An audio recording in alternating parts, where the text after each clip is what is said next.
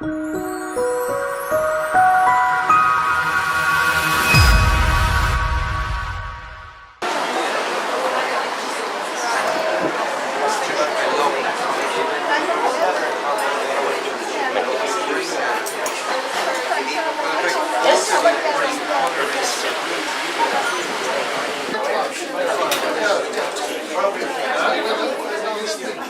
I say the date again? It's Thursday the 15th at 7 p.m.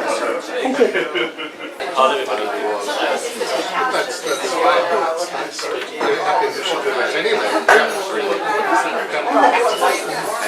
Hello everybody. Good afternoon ladies and gentlemen. I hope you got here on this showery afternoon without getting too wet or soaked. And I'm delighted to welcome you on behalf of Limerick Writers Centre to Nellie's Café and the launch of poet Patrick Stack's second collection of poetry, Rage, published by Revival Press. My name is Sheila Sugru and I'm your MC for the afternoon. We are delighted to welcome so many of you here to what I'm sure will be a great occasion.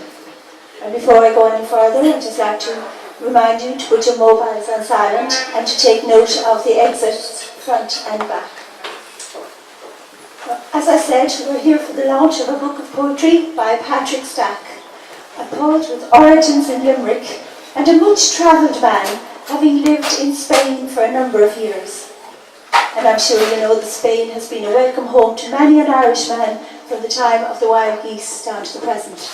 Thankfully, Pat has returned and is now a resident of County Clare, my own home county. I'm delighted to see some well-known people from the literary scene here today, widely published poets among them. A special welcome to you all. And now, to get proceedings underway, I'd like to call on Dominic Taylor, Director of the Limerick Writers Centre and founder and managing editor of Revival Press, the publishers of Patrick's book with the gripping title, Rage. And so, please give a big welcome to Dominic Taylor.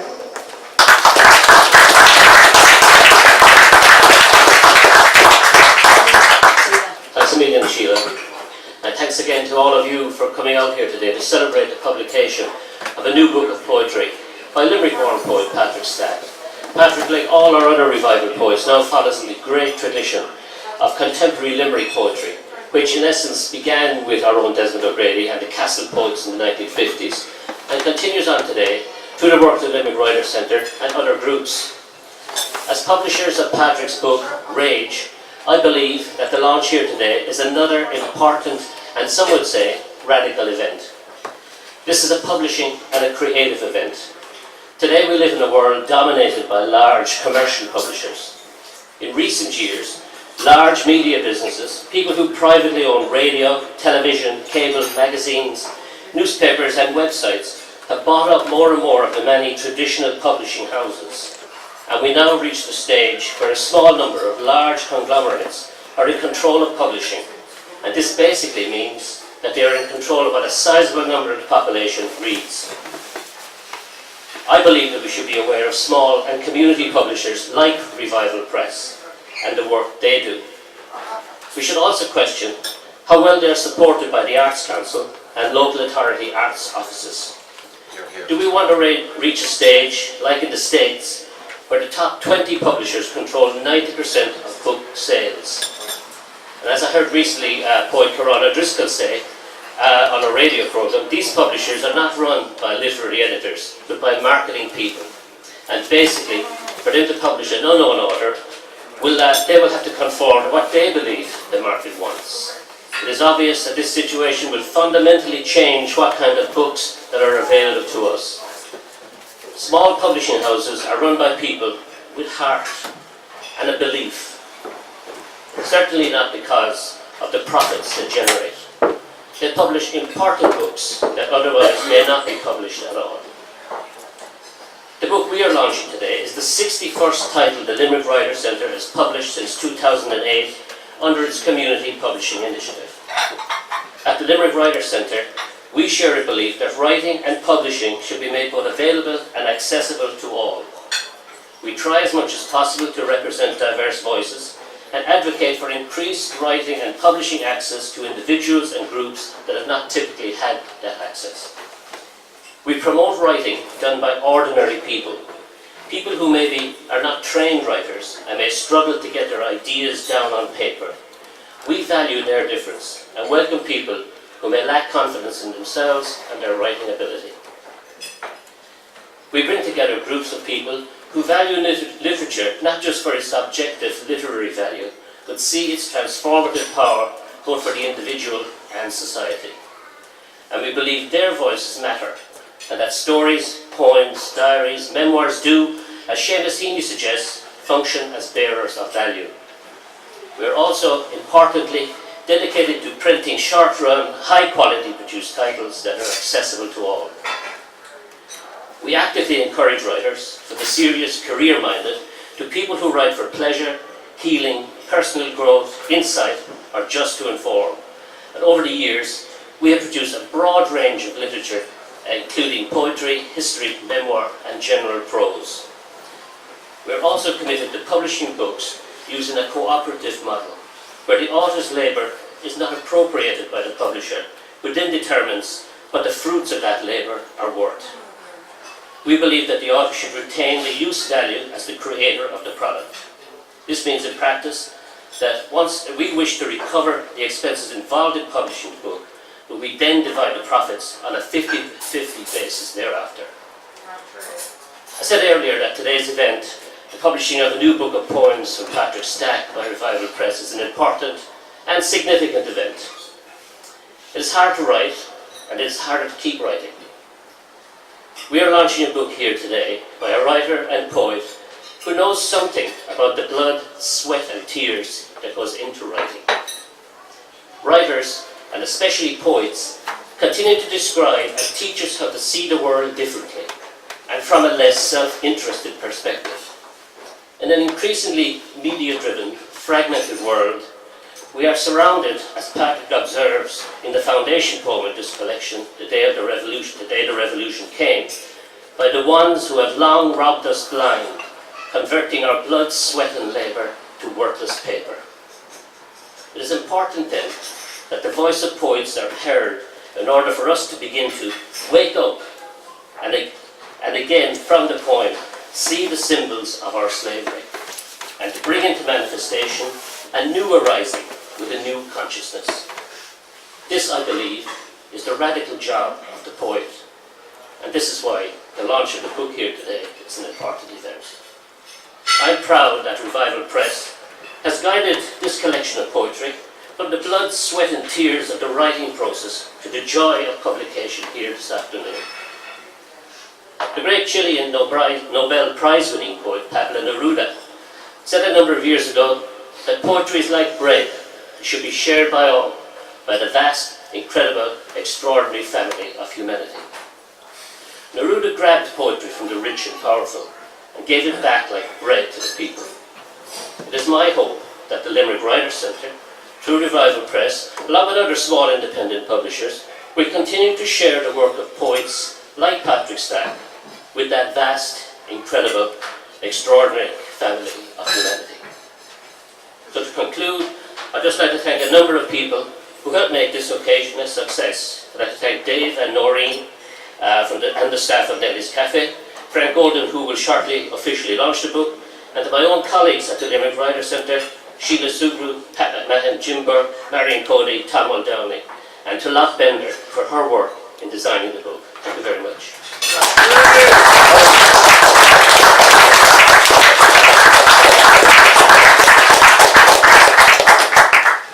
Thank you, Dominic, for that inspiring speech, which has perhaps sown the seeds of future books here today.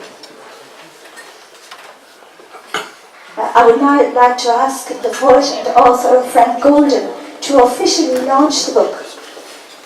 Frank is a Dublin-born poet, novelist and artist, and has been living in County Clare for the bones of 20 years. Salmon Poetry recently launched his new collection, In Daily Accord. This is Frank's fourth book of poems. In recent years, he has worked on TV and film projects and has had a number of solo exhibitions of his paintings. I'm delighted to ask Frank to come up now and officially launch Patrick Stack's book.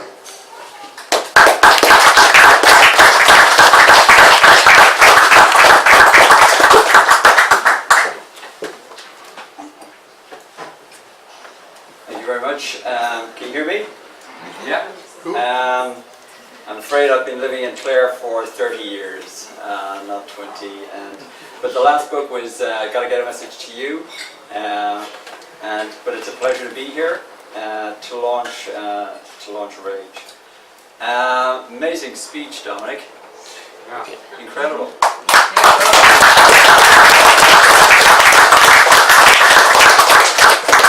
But I think Dominic is right. It is an important book, and I've been dipping into it over the last couple of weeks since I got back from holiday, and it's been a pleasure. But I was talking to Donald O'Connell, and Donald has heard the central poem in the collection, which is The Day the Revolution Came, and he was comparing it to the catharsis of how, and I think it's an appropriate comparison. And I think Patrick is going to read that long poem for us today.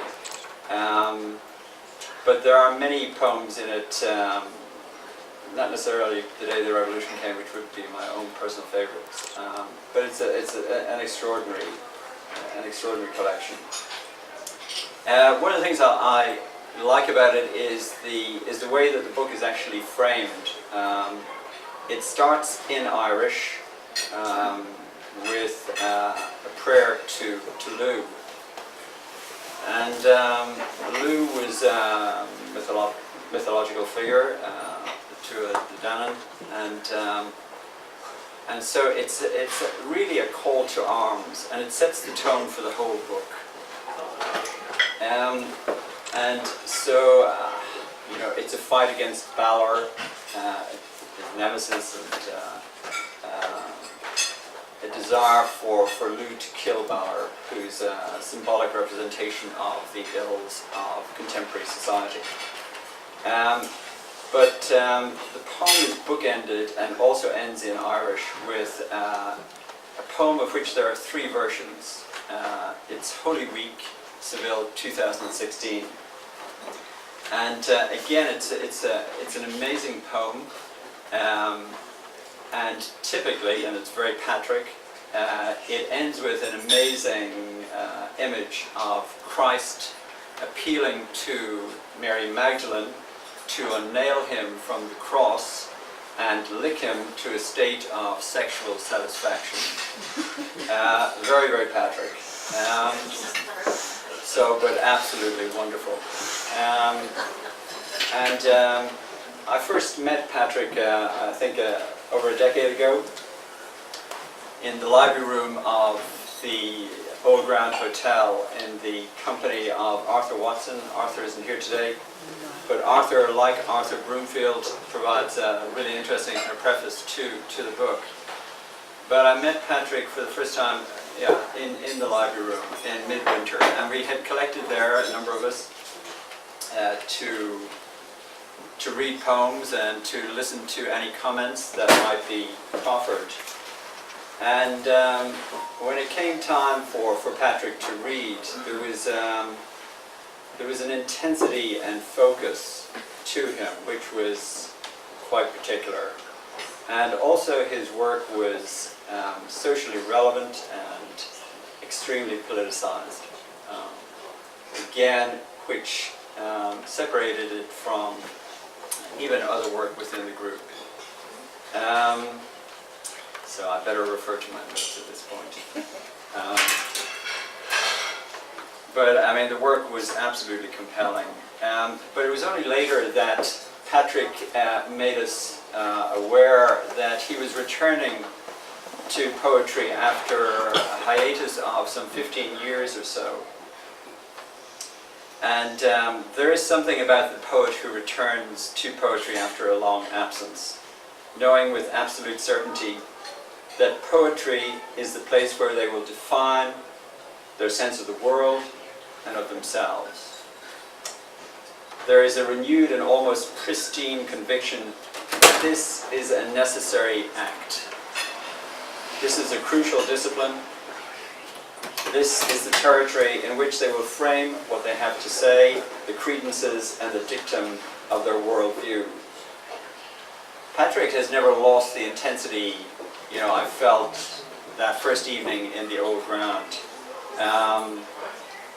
If anything, the energy he enshrines in his work and which he projects when he's reading, and he is an extraordinary reader, has become seismic.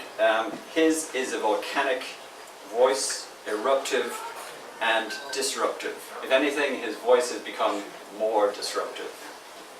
Once you've heard Patrick, once you've allowed the range of his voice to settle in your system, you will never forget him. In that sense, he reminded me of the great French poet Paul Valéry, who, after having written and received acclaim for Le Soir de Monsieur Test, stopped writing to focus on mathematics, philosophy and logic.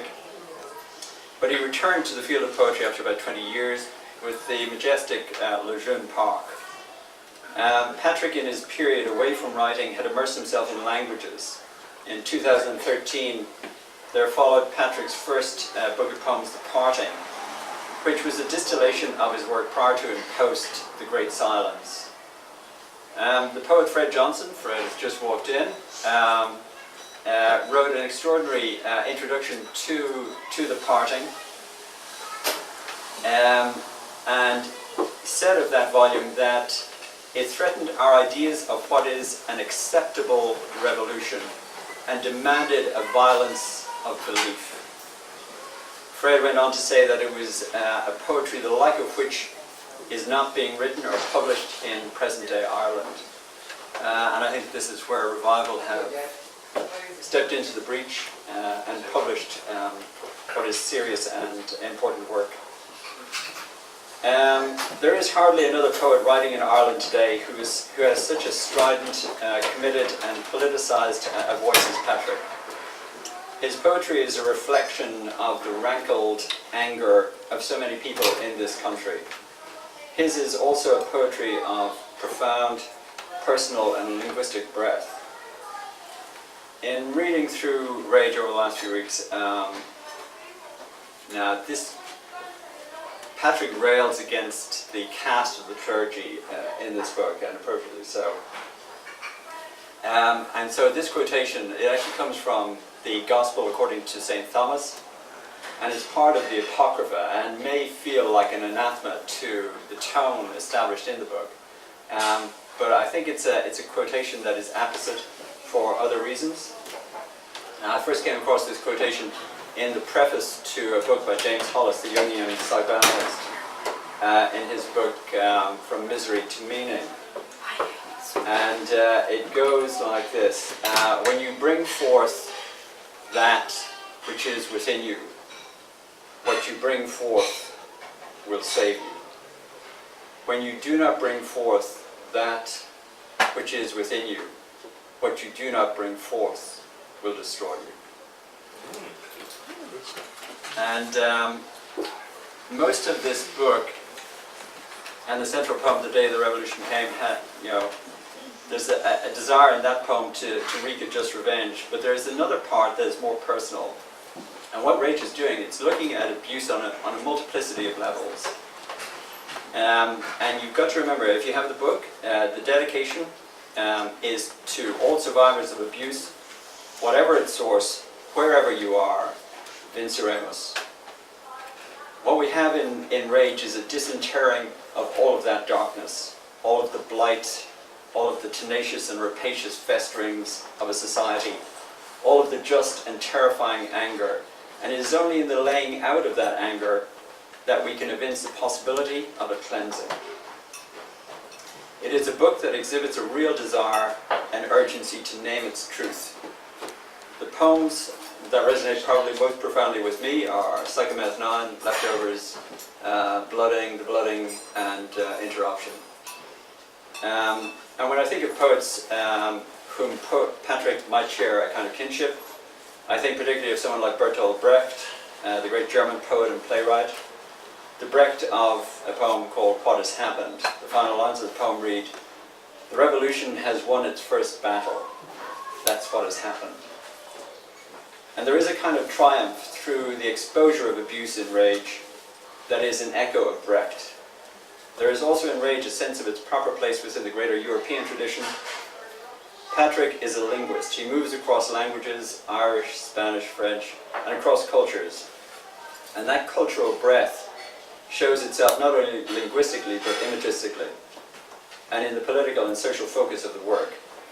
And with that multilingual breadth, there is inevitably something of Joyce and Finnegan's Wake, particularly in poems like Interruption.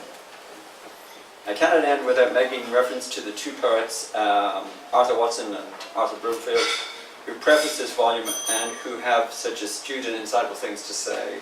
Arthur Watson focuses on the central poem, The Day the Revolution Came, and rightly sees it as a relentless redress against historical and hierarchical injustice, while Arthur Broomfield sees that Patrick cuts through the mawkish to what Wallace Stevens called the plain sense of things. You will undoubtedly, on hearing Patrick read these poems, be struck by the power of this just redress. I'm very happy to launch Rage.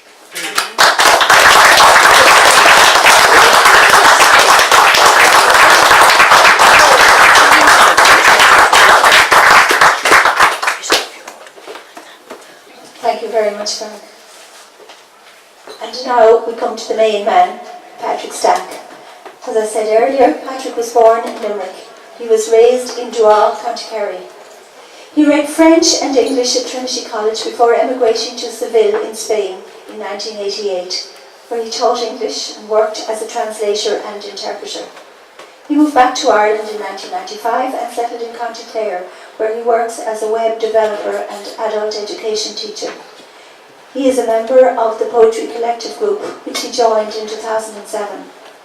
Ladies and gentlemen, please welcome Patrick Stack and Rage.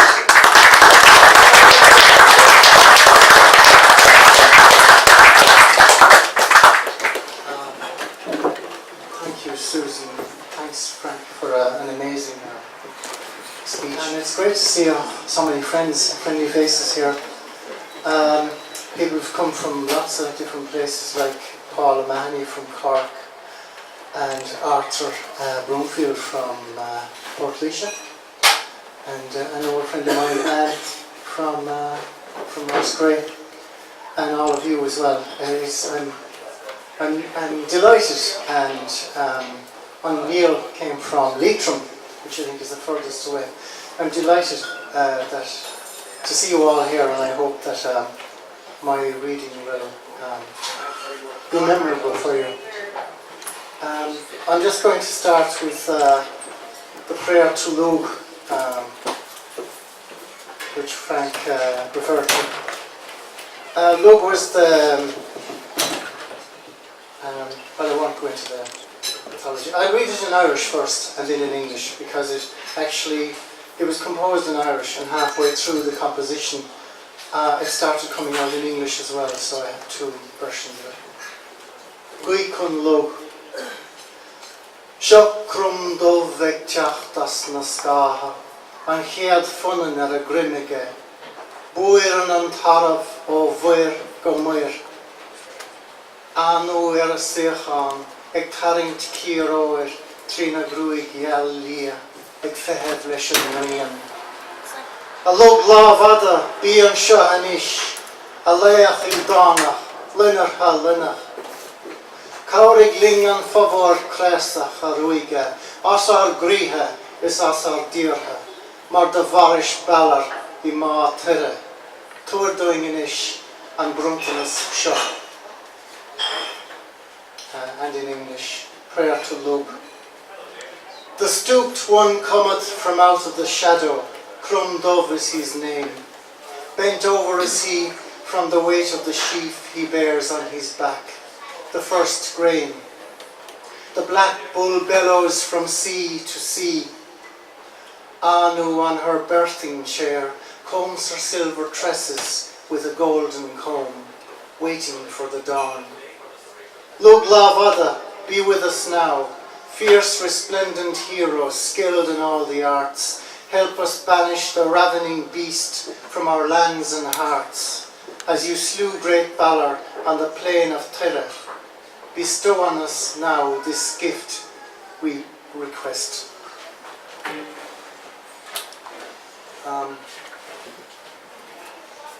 So I'll just launch into the day the revolution came, which happily for me is over. It took me 5.5 years to write it, and it drove me mad at one stage, and I got so fed up with it that I decided, to hell with it, I'm finishing it here, because I'd still be working on it when I hadn't decided this is the end. So, it's in 7 cantos. One of the cantos is in Irish. I should tell you that the crow goddess, Morrigan in English, or Morian in Irish, speaks. She appears. As many of you, as those of you who know your mythology will remember, she's the goddess who appears to warriors as they march to battle on the edge of a river or a lake, and she's washing the clothes of the blood of those warriors who will die in the battle that is to come. So it's an invocation to her to come and cleanse the filth that still reigns in our country and world. So anyway, the day the revolution came. The day the revolution came, we attacked and sacked the parochial houses first, knowing them to be the enemy's ears and eyes.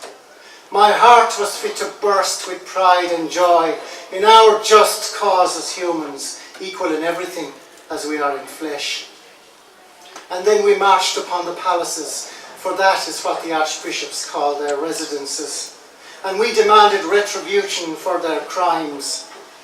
But seeing no retribution was forthcoming from the devious bastard servants of the Vatican, we exacted the retribution of the people and stripped the fuckers naked and hung them high as befitting their exalted state by their heels from the nearest lamppost or tree. My heart was fit to burst with pride and joy in our just cause as humans, equal in everything as we are in flesh. They squealed like stuck pigs. Some screamed, nor did they call upon their God to save them, but seemed irremediably lost, confounded by the pain, a pain they'd oft times preached about, but never felt, nor ever dreamed they'd feel in their own flesh. Rather was it an instrument for sowing fear among their so-called flock, as if we were sheep. Fear of what would happen were we to dare live by our own lights, take our own counsel, ignoring the siren call of paradise, which invariably seats one at the right hand of their Lord, promising all, but never, ever having to deliver. Fuck the Lord, we are all equal here. He who would be master, let him hang. He who would be a servant, he is a slave already. My heart was fit to burst with pride and joy in our just cause as humans, equal in everything as we are in flesh. The nuncio was intercepted at the airport, his diplomatic bag still intact, about to board a flight to Rome. Such a sweet catch was he. We proved immune to his diplomacy, our ears inured to his threats. His excommunicatory frothing at the mouth had us rolling in the aisles. His belated imprecations to mercy fell on deaf ears. We mulled over having him buggered to death by some paedophile clergy he'd held tied, or whipped in public by a cat o' nine tails till he expired. Instead, we plumbed for the pyre, poetic justice for the burning times, in remembrance of the murdered millions slaughtered at the hands of Torquemada and his minions of the Sancta Inquisición, our answer to their burning question, as it were. My heart was fit to burst with pride and joy in our just cause as humans, equal in everything as we are in flesh. The nuncio was afforded a luxury single cell in Mountjoy jail, with the jingle-jangle of the old triangle as a special dispensation for matins and vespers. We fixed upon the papal cross as the venue for the consummation of the rite, this to placate the Jesuit Opus Dei mob, and passed word round of a papal intercession whereby the nuncio would resurrect himself from the flames as the legendary phoenix had. With fire being notoriously fickle in these climes, and the weather more so, meant a stay on the traditional burning at the stake. We held a banker's barbecue in its place at the Garden of Remembrance. Anyone with a stake was invited. The wine was free, courtesy of the Provost of Trinity, who graciously donated the contents of his cellar to the Revolution in return for his august head. The Department of Finance was represented by a rotted pancreas in a jar, brought from the College of Surgeons. We roundly cursed that dynasty of traitors, now fled to a place they mistakenly think they're safe, living off the riches they've stolen from the people. My heart was fit to burst with pride and joy in our just cause as humans, equal in everything as we are in flesh. Thousands turned up with stakes. The Guinness Book of Records wasn't in it. Every butcher in the city and county was sold out. Even Van Helsing made an appearance, swearing fealty to the Revolution in a Wexford accent, wielding a sharpened stake with a claymore in his back scabbard. We torched the banks as symbols of our slavery, having first rescued the workers who joined our ranks and emptied the vaults of paper. Coinage being of some future use we put aside. Top-ranking officials we took outside and asked them some pertinent questions. Those obfuscating or refusing to reply, which proved the majority, we beheaded on the spot with sharpened machetes and stuck the heads on spikes, slash hooks, umbrellas, to be paraded as a danse macabre before the world's cameras as a warning of what now happens to traitors, greed merchants, capitalists. For they are the ones who have long robbed us blind, converting our blood, sweat and labour to worthless paper, IOUs, bonds, notes franked with, "We promise to pay the bearer." Their blood ran steaming down the gutters like industrial dye from a chemical spillage.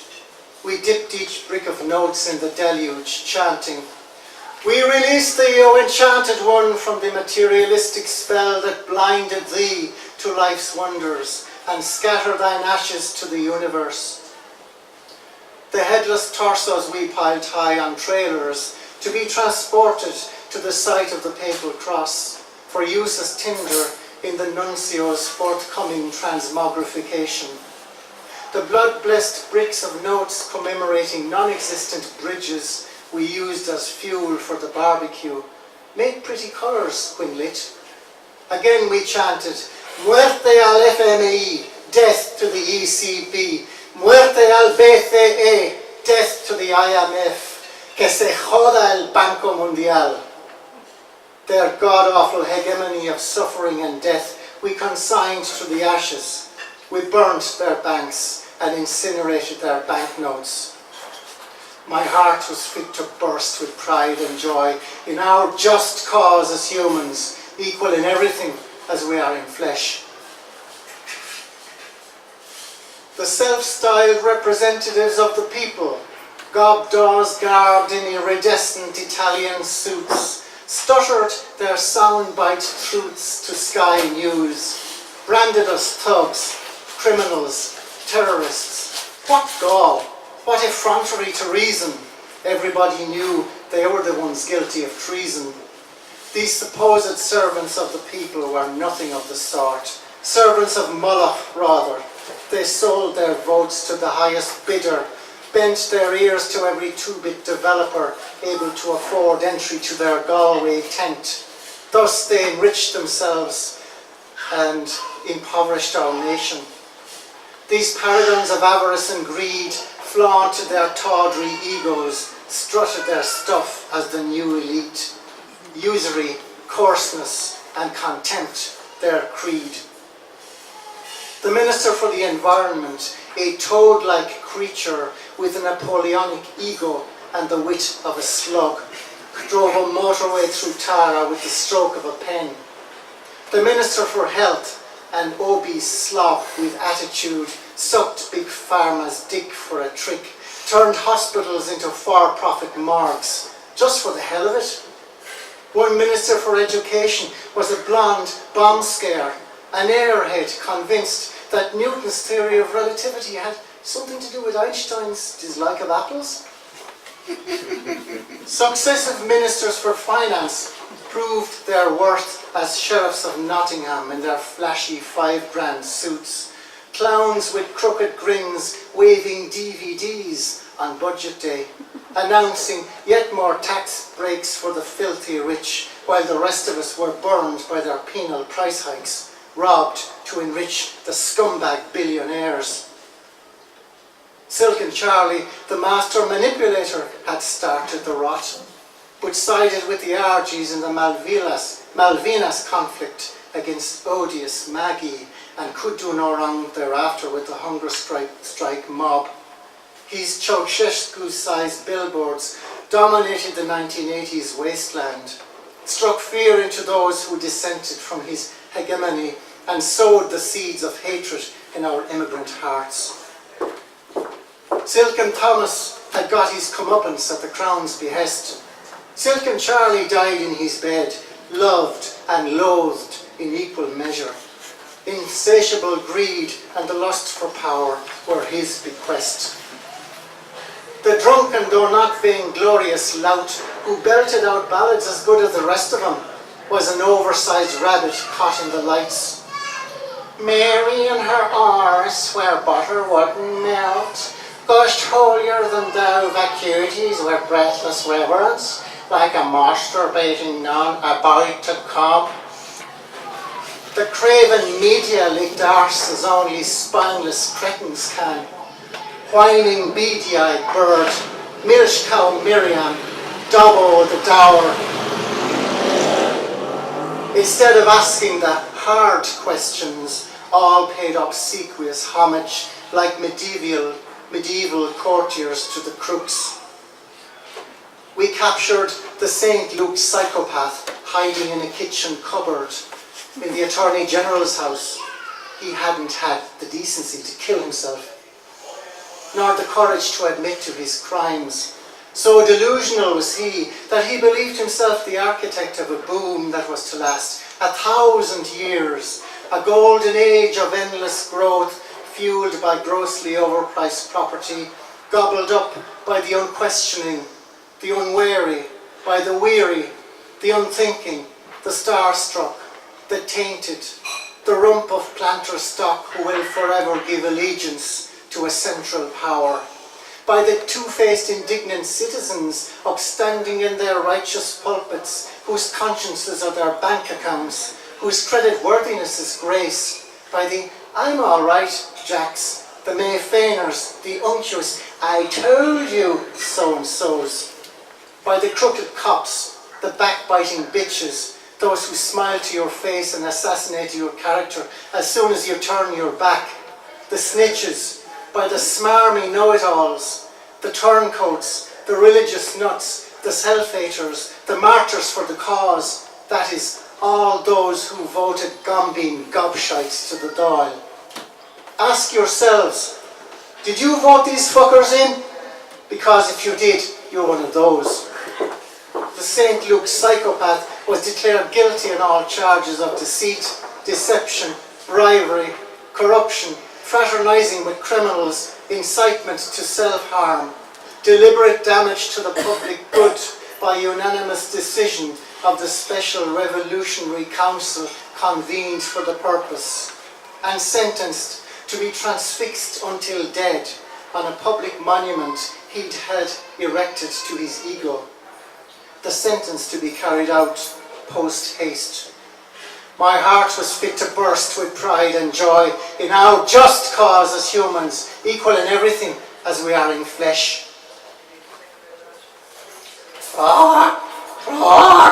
Ers y mwrion agus I yn y lan siasaf brwch yn lasio, agus I ag manor na mortach I gro a gwyddi a ddi sta halla hwylle. Ers yn y preachain. Da hanig la fer siwl a vata taka in la evige. A dort le dranach, een chans a vaka jan van chraatje beheer bradach I dolhart. A dort leis meer hanig. Chansar by goleelig si golistis, a dort an bod o'r le. Chans goleelig ma fel frynel i'r chweil gybyn craddach, a dort dash ragara. Ca, ers yn y prea chaim. Crannóg, ers y mwrion. Nach môr an chlid y je, is misha baif. It rained, and it rained, and it pissed, and it shat every sort of liquid crap. So much so, some swore Project Harp was to blame for the deluge. The Yanks, as expected, were furious.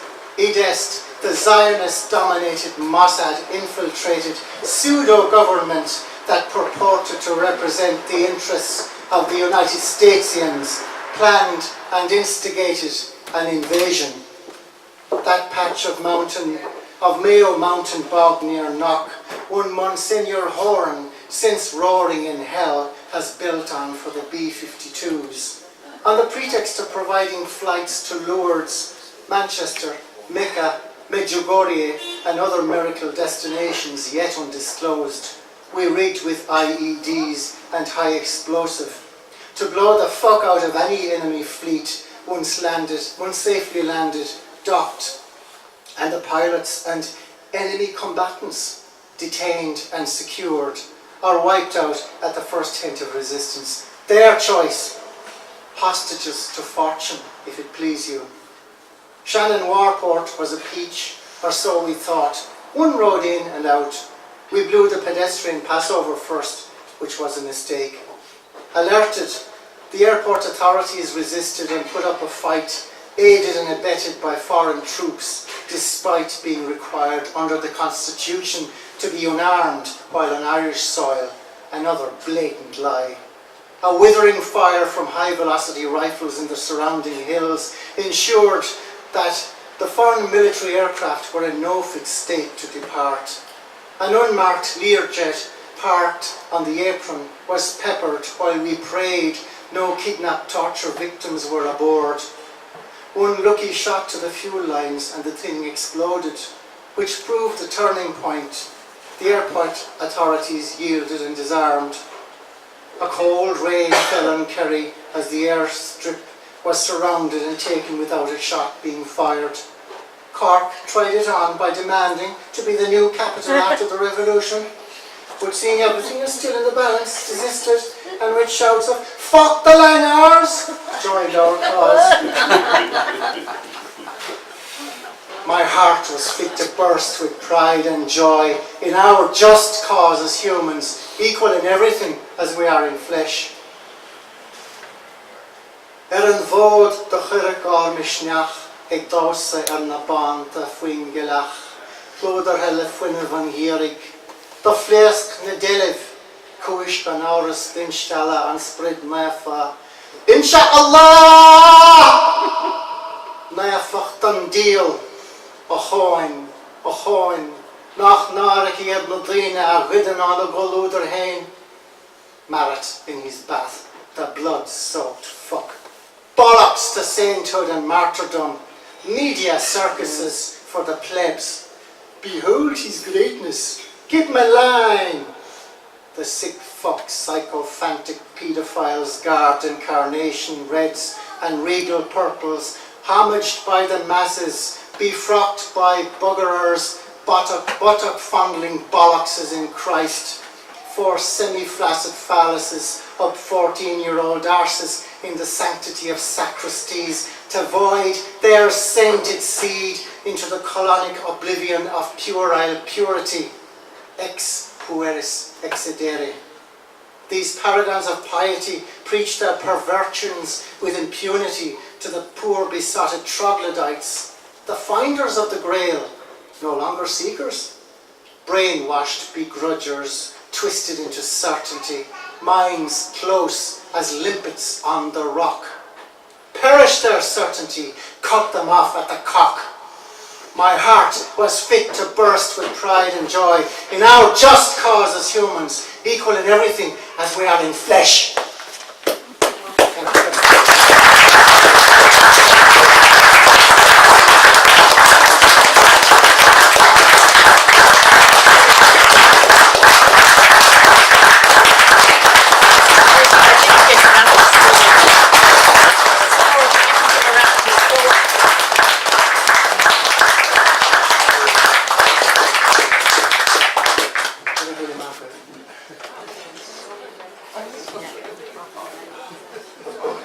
Thank you, Patrick, for that stirring and emotional reading. And now that the book has been wonderfully launched, I must reluctantly tell you that the proceedings are at an end. Thank you for coming. Thanks to Patrick and all who have taken part, and to Nellie's Café. The book, Rage, is for sale at €12 per copy, €20 for 2, and for €30 you can purchase 3 and get a free t-shirt. As someone said earlier, it's like making money. And Patrick is happy to sign your books for you. Gur maith agus slán bhaile.